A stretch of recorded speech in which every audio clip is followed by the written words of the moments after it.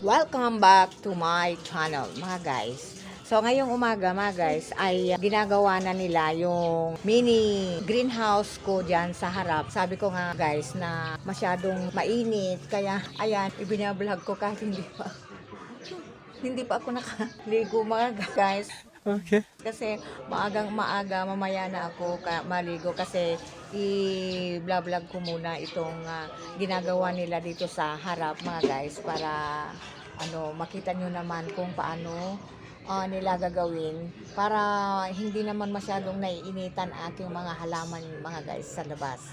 So yan, puntahan natin. Kaya ang mga halaman ko na dito ay nagkalat-kalat na nandyan na mga guys sa baba yung mga halaman ko na maano nila kasi matatapakan kaya inalis ko. Nandito na mga guys, nandyan nilagay ko pa mga guys sa loob yung iba. Ayan, nandyan sa loob nagkalat.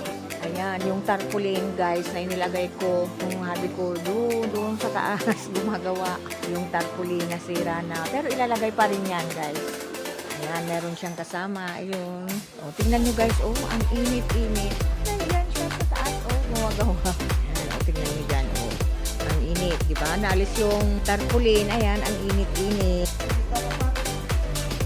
Ayan siya guys. Medyo matapos-tapos na rin ang ginagawa na nilang greenhouse.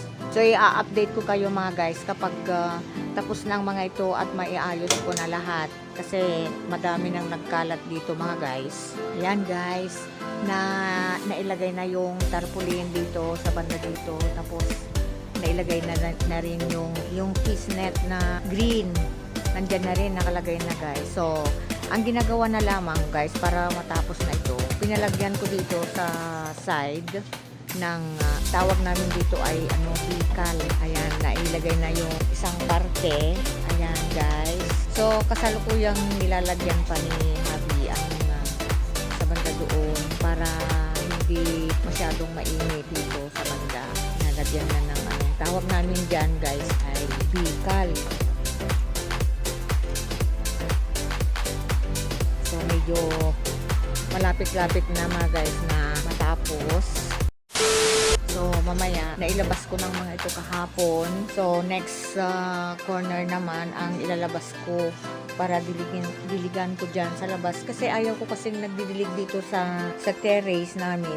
Binubuhat ko yung mga halaman at nilalagay ko sa harapan. Doon ko dinidiligan. Then, kinaumagahan, ibabalik ko na naman sa dating pwesto mga guys. So, babalikan ko na naman kayo pag tapos na ang paglalagay ng bakod dito. So, ang balak ko dito ko isasabit yung Christmas light. Gagawin ko yan. Yan ang susunod na gagawin ko. Ayan. Tapos, siguro dito ko muna ilalagay yung ibang hanging plants. Ayan siya guys. Pinagpatuloy ni Abby ang paglalagay ng bakod sa mini greenhouse. Malapit nang matapos. Kasi hindi naman tuloy-tuloy ang pagtrabaho niya kasi pumapasok. Then pag uwi sa hapon o sa bago papasok, ginagawa niya. So, babalik na naman tayo guys.